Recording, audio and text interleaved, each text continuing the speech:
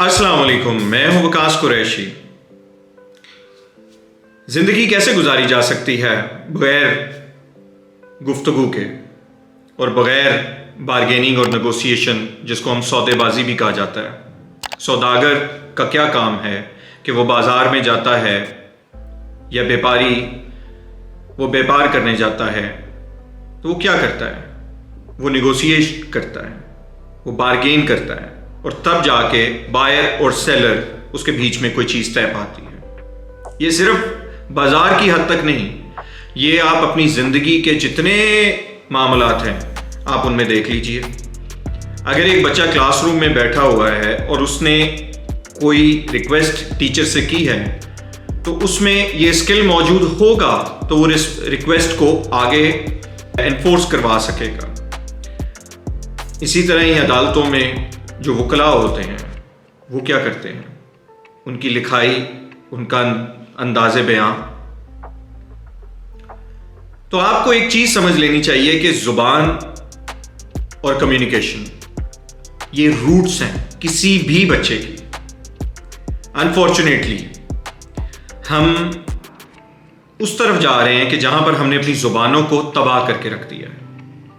हमें ये नहीं समझ आ रही कि हमने पूरी तरह अंग्रेज़ी पढ़नी है या पूरी तरह उर्दू पढ़नी है, और जिसका असर ना मुझ पे बल्कि इस पूरे मुआशरे पर हो रहा है, क्योंकि हम इस मुआशरे में ऐसे ही आगे ग्रो कर रहे हैं। तो हमें इस चीज़ को समझने की ज़रूरत है कि अब हमने अपने बच्चों को, उनके कॉन्सेप्ट्स को बेहतर करना है। ज़ुबान का बड़ा गहरा ताल्लुक होता है उसकी सकाफत, उसके रहन सहन से, मतलब कि उसके कल्चर से।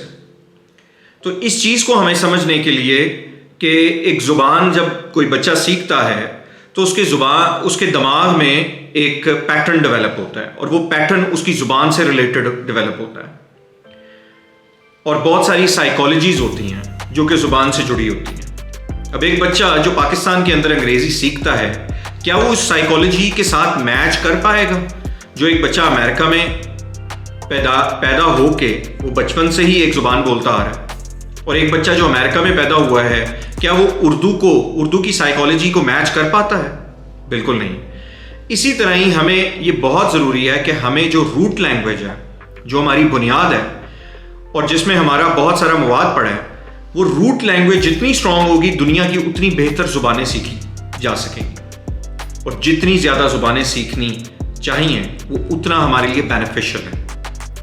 मतलब यूरोप में बच्चों के लिए मैंडेटरी होता है कि they need to select 4 basic languages till their class 7th और 8th। तो स्टैंडर्ड जो 7th और 8th स्टैंडर्ड है उस तक वो 4 मुख्तलिफ यूरोपियन ज़ुबानें वो सीखते हैं, या कोई भी और ज़ुबान वो सिलेक्ट कर सकते हैं इंटरनेशनली।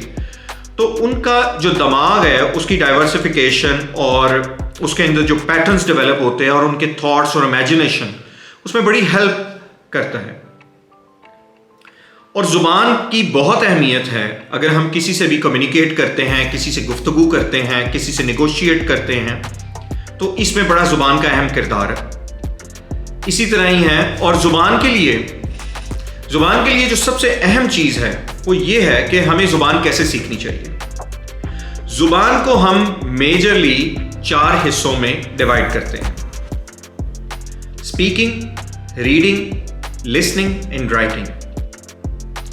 स्पीकिंग का डायरेक्ट ताल्लुक लिसनिंग के साथ है और रीडिंग का डायरेक्ट ताल्लुक राइटिंग के साथ है, और ये सारे इंटरलिंक्ड हैं। बट जो डायरेक्ट ताल्लुक हैं वो 2 मतलब कैटेगरीज डेवलप होती हैं, जिसमें listening and speaking, reading and writing. This is very important. जो बच्चा जो सुनेगा वो बोलेगा, जो बच्चा जो पढ़ेगा वो लिखेगा। जो पढ़ता है वो उसकी वोकैबुलरी में वर्ड्स ऐड होना शुरू हो जाते हैं, और अल्टीमेटली जब वो वर्ड कहीं से सुनता है तो उसको प्रोनाउंसिएशन जो है उसको मिल जाती है, और जिससे उसकी स्पीकिंग जो है वो बेहतर हो जाती है। तो इस चीज को समझना बहुत जरूरी है कि हम अपने घरों में जो जुबान बोलते हैं वही जुबान हमारे बच्चे बोलते हैं।